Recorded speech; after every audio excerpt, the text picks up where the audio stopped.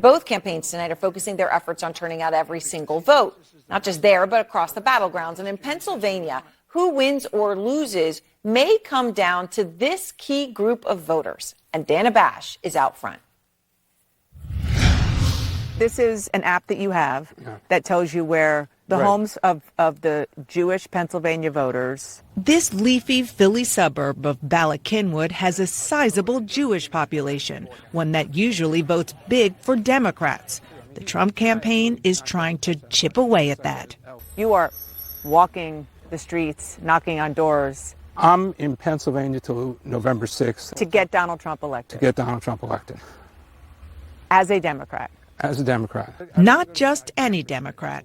Peter Deutsch is a former Democratic congressman from Florida. And I think that Donald Trump and the Republican Party have done things that the Democrats have not done. Being aggressive against the outrageous and almost insane level of anti-Semitism on college campuses. The deep-pocketed Republican Jewish coalition has a data-driven strategy to find Jewish voters open to Donald Trump, like Claude Schoenberg, and make sure they vote. I thought Donald Trump did magnificent things, right? Starting with moving the embassy to Jerusalem. Only a block down the road at this exact moment, Jews for Kamala Harris gather in a sukkah, a structure used during the week-long Jewish festival of Sukkot.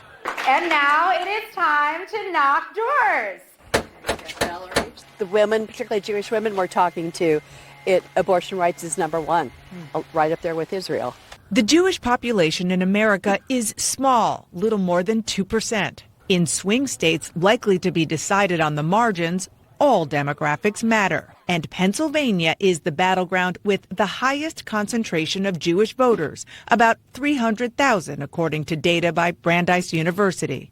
The election is extremely close, and the Jewish vote is an essential part of a winning Democratic coalition. Since the brutal October 7th terror attack in Israel and spike in anti-Semitism, many Jews in America feel unsettled. And the Republican Jewish coalition is spending an unprecedented $15 million this cycle with ads like this. What about Kamala? Busy defending the squad. Ay vey. You know, Trump I never cared for, but at least he'll keep us safe. You don't have to like Donald Trump, but Donald Trump will keep the Jewish community safe. You don't have to like Donald Trump. That's quite a message. Look, I think, that's the reality, right? Haley Soifer with the Jewish Democratic Coalition calls that cynical and misleading. He's emboldened and incited and aligned with and dined with anti-Semites. He also scapegoated the Jewish people.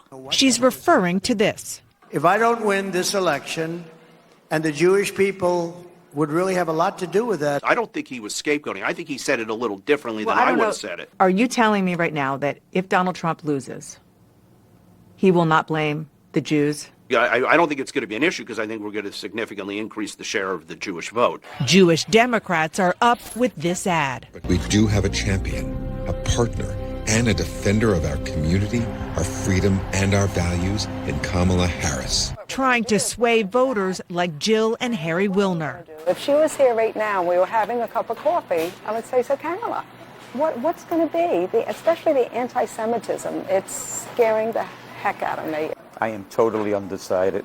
Why are you so undecided? I don't trust either candidate. I am very concerned, of course, Israel's number one on my list. He is a horrible individual. He doesn't shut up. Kamala, I'm not sure what she's going to do. I don't know what lever I'm going to pull when I go to the booth. I joke about it. I'm going to sign my own name. Or we're going to move to Greenland, one or the other. Dan, it's just fascinating, all these different conversations that you had. When you actually look at the numbers and you look at a state like Pennsylvania, could the Jewish vote determine the election there? It really could, Aaron. If you go back to the piece, I mentioned that there are about 300,000 Jewish voters believed to be in Pennsylvania. If you think about the margins, back in 2016, Donald Trump won by about 44,000. In 2020, Joe Biden won by about 82,000. So if you think about the Jewish vote in Pennsylvania, and knowing that it largely has gone for Democrats historically, really for decades, not just in Pennsylvania, but nationwide, it is one of the key parts of the Democratic coalition that if they lose some, it could really make a difference. Yeah.